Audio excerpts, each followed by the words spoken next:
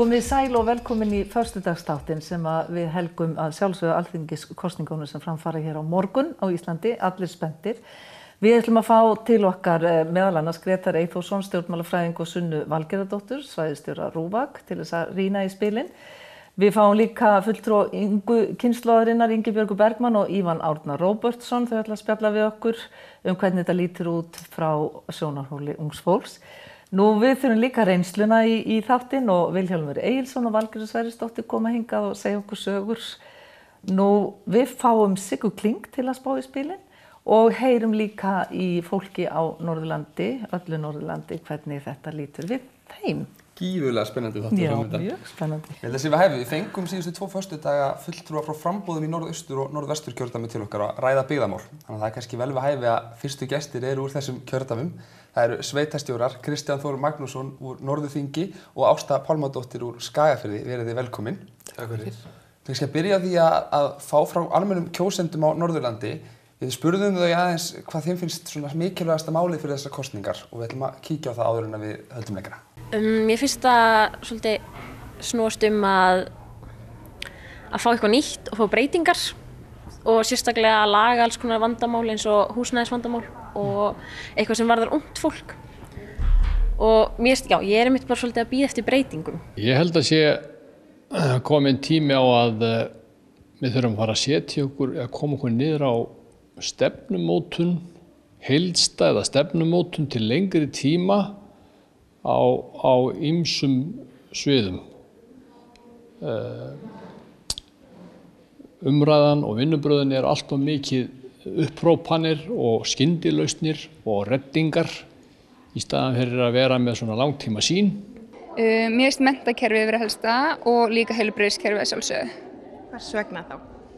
Mér finnst hræðilegt bara það sem maður er að heyra í fréttum núna, menntaskólarnir og háskólarnir eru bara að fara á hausinn og það þarf klárlega að leggja meira peninga í þetta og einnig heilbrigðiskerfið, bara allt sem maður hefur heyrt tala þetta er bara hræðilegt það sem er að gerast og það þarf klárlega að fara að leggja meira peninga líka í heilbrigðiskerfið. Hvað finnst þér að vera stærsta kosningamálið fyrir komandi alþingiskosningar? Mér finnst það að vera heilbrigðis- og velferðarmálin. Mér dettur í hug til dæmis innanlandsflugið. Það er mjög dýrt fyrir okkur sem búum út á landi og ég myndi vilja sjá það virkilega lækkun á því fyrir okkur. Að mínum að til snúast tvennt, annars er heilbrigðiskerfið og þá heilbrigðiskerfið í öllu landinu. Ég held að það þurfi ekkert síður að hugsa landsbyggðina þar heldur en til dæmis Landspítalann, þó það sé líka mikilvægt. Og í öðru lagi þá snýst þetta menntakerfið okkar. Þar höfum við það. Hvað segir þið? Hvað finnst ykkur þessar kosningar snúast fyrst og fremst? Nú þarf maður að tala varlega, sko. Sveitastjórar verða að gera það. En ég held að þetta sem við sáum hérna undan hafa nú endurspeglað svona það sem hefur verið mest í umræðunni. Það eru heilbrigðismál, samgöngumál, menntakerfið.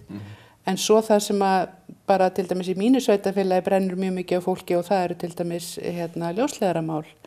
Það er að fá og það eru sumir sem segja ég vil frekar að ég geti tengt tölvuna mína heima heldur en að vegurinn heim til mín sé lagður malbyggi.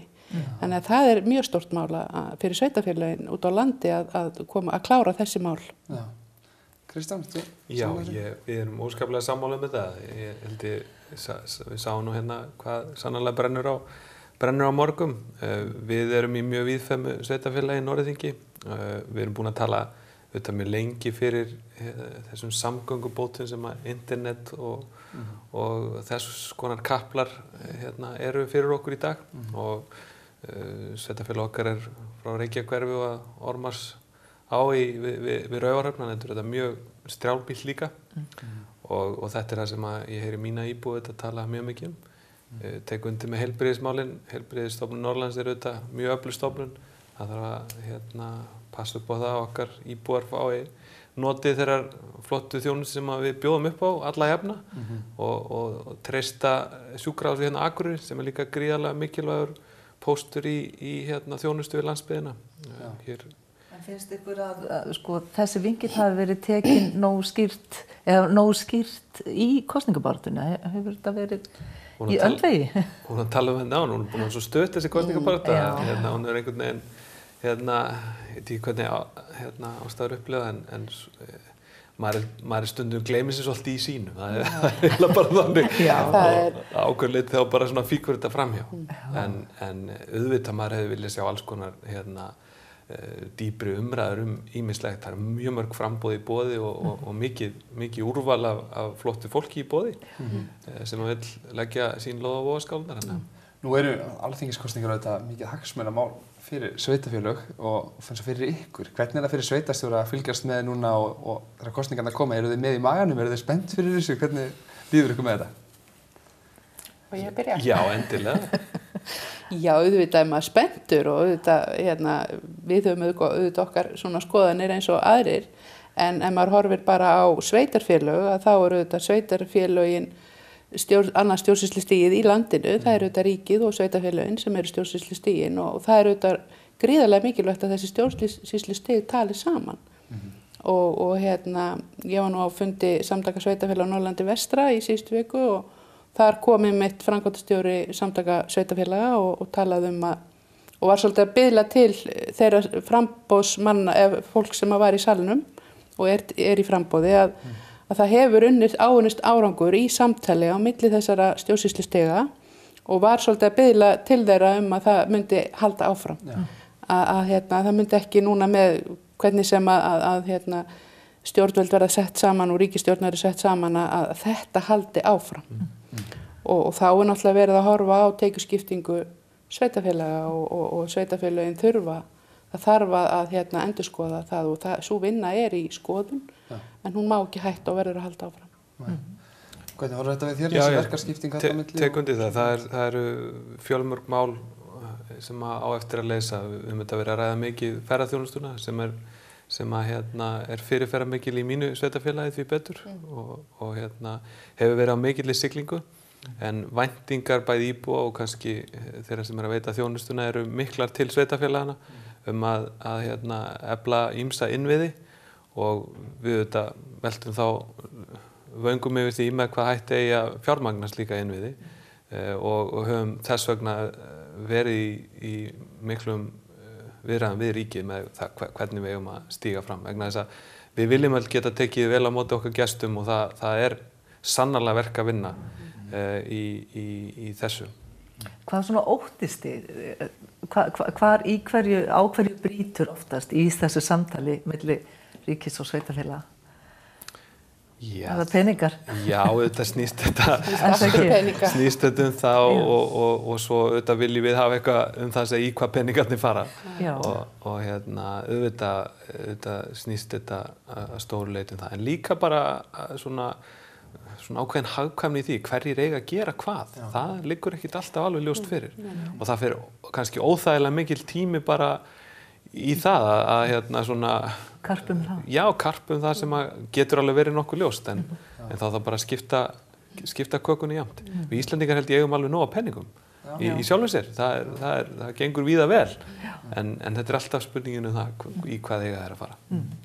Og finnst ykkur þið standa svolítið ein í þeirri baráttu oft eða talið þið til dæmis mikið saman? Já, við mættum örugglega að tala meira saman. Við erum auðvitað með svona svolítið lík sveitarfélög, land mikil, búsetan mjög dreifð og það eru svona þá svipuð viðfangsefnin og við höfum talað saman en við mættum örugglega að gera meira af því. Finnst ykkur ríkja einhver fáfræði landsbyggðir? Finnst ykkur þetta vera þetta sé mikið Reykjavíkur með kosningabarátta til dæmis? Ég er á viðkvæmum nótum í þetta. Já, alltaf viðkvæmt. Og maður er auðvitað litaður af því hvar maður er hverju sinni og auðvitað myndi maður vilja eiga samtal við fleira fólk málefni sem að snúa beint að okkur. Við höfum þetta verið mjög mikið í sviðsljósi núna bara undanfarna dag tengslu við þá atvinnuuppbyggingu sem við stöndum frammi fyrir í Þingeyjarsýslu og sjálfsögur Norðurlandi öllu og gríðarlegt hagsmunamál sem við verðum að ljúka og erum komin ansi langt með. Það sem ágætt það sé ekkert kosningamál í sjálfu sér að bara klára þetta mála. Ég held að sé yfirgnæfandi meirihluti sem sjái skynsemin í því. Já, kannski bara gott að þetta sé ekki vel að deila það akkurat núna í kosningabaráttunni. Já, ég held að það sé. Nú eru kosningarnar á morgun. Hvað segir þér, einhver leið fyrir ykkur að spá í spilin? Nei, ég þori ekki að spá í nein spil. Ert þú jafn varkár? Já, þetta bara mjög spennandi. Ég held að manni hefur svona sýnst á síðustu vikum að það tölvöld flögt á fylgi og það ákveð missami milli kannana og þannig að ég held að þetta verði bara spennandi og ég held að séu margir ekkert alveg búin að gera það upp fyrir sig, hvað alltaf að kjósa? Nei, manni heyrist ekki. Það verði bara ráðist allt í kjörklefanum á morgun. Ég tek undir það, þetta Já. En væntanlega eru þið nú búin að gera upp hug? Já, veit allir hvað ég kýs. Já, ég búin að gera það upp fyrir mig hvað ég ætla að kjósa en það kannski heldur þið fyrir Ég ætla að halda því bara svona fyrir mig. Það eru mikið fjör á morgun, kostninga, vökur út allt og allt að gerast. Ekki spurning. Frábært. Heyrðu, þá komumst við ekki lengra með það. Við bara þökkum ykkur kærlega fyrir komuna. Sömuleiðis. Og hér eftir skamma stund fáum við til okkar Vilhjálm Egilsson og Valgerður Sverrisdóttur, ekki fara langt.